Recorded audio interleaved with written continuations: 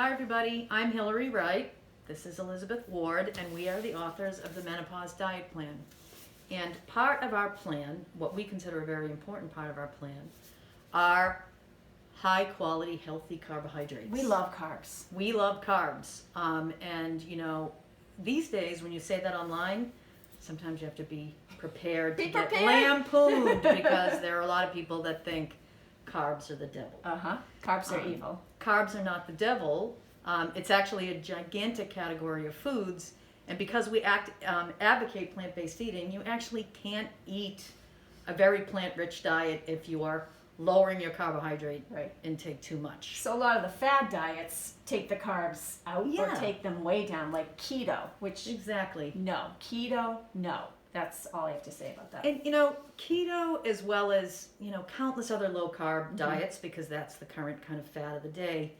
One thing that I find that just makes it really clear why I see no value in that is that unless you plan on eating like that forever, which you probably won't be able to, and is not going to be healthy for you to do, that's going to run its course just like every other fad diet before it. So Liz and I became dietitians back in the the 80s when fat was the enemy, and everybody's eating low-fat everything, and we call that the Snackwell era, all this processed junky carbs.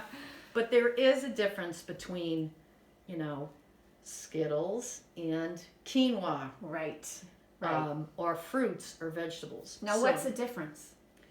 The difference is the nutritional quality. Right. So we, again, we like sweet things too. I often refer to them as foods for fun versus what you want to be eating most of the time. That's what you told your kids the whole time they were growing up, right? That there were some fun foods. This is your foods for fun because we like those kinds of things. Foods to grow on. That's what you said. Foods to grow on and foods for fun. And now that we've stopped growing, it's no hopefully. Well, hopefully, yeah, right.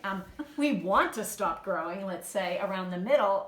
We need to be really careful, especially because our insulin capabilities change.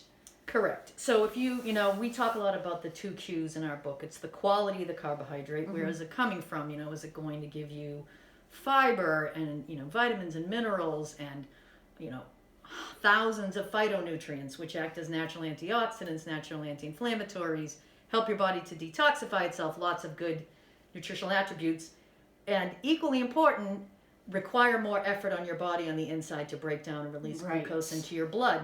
But when you take a carbohydrate like that from nature and you process it into something else before you eat it, not only do you strip out a lot of the good nutritional attributes, you actually make it easier to digest. So refined carbohydrates, again, foods for fun, they are going to get into your bloodstream a lot faster than a food that is more kind of closer to its natural form. Again, in the end, quantity matters too. That's the other part of the 2 Qs. So, because if I ate one Skittle, that probably wouldn't do too much. Sorry, don't mean to pick on Skittles, M&Ms, whatever. It wouldn't do too much to my blood sugar in terms of making me crazy. If I ate 5 packages, I might get the sugar rush, right? Correct. I think one of the biggest downsides too is that if you consume too many refined carbohydrates, they tend to nudge out the healthier things. So then you're getting so many food choices coming from things that aren't doing your body any good that there's not enough room for the fruits and the vegetables and the whole grains and the beans and all that. That's perfect. So because we're interested in weight management, we want people to eat filling foods. We're interested in diabetes prevention, so we want people's bodies to have to work to digest their carbohydrates. We're interested in cancer prevention, so we want all these phytonutrients and this fiber. And, fiber, we all know is great for a healthy gut. So, when people say carbs are bad, I don't do carbs. I eat clean. Oh, don't even, please. That's another topic entirely. But, okay, so bottom line, when you think about what to eat for menopause and the menopause diet plan, when we were designing it, we went a little bit lower on total carbohydrate than maybe the typical recommendation. But it is not a low-carb diet, not by a long shot. It's not. But it does also kind of force you to kind of ask yourself, is there a lot of added sugar in my diet too, which is also, which is a refined carbohydrate. Am I eating pretzels instead of nuts? Pretzels are highly refined. Nuts have, healthy fats in them. So you know, there's a lot to this topic, but we just really want to summarize and say that we love carbs. We eat them a lot, Right. and you really cannot eat, as you said, a plant-based diet unless you have carbohydrates.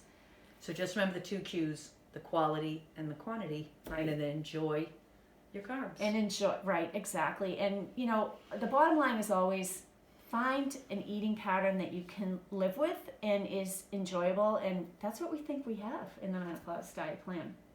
And I think we're so, done too. with our shameless self-promotion of our book. Yes, we are. To read more, see the Menopause Diet Plan. This was really a... Thank you. Okay.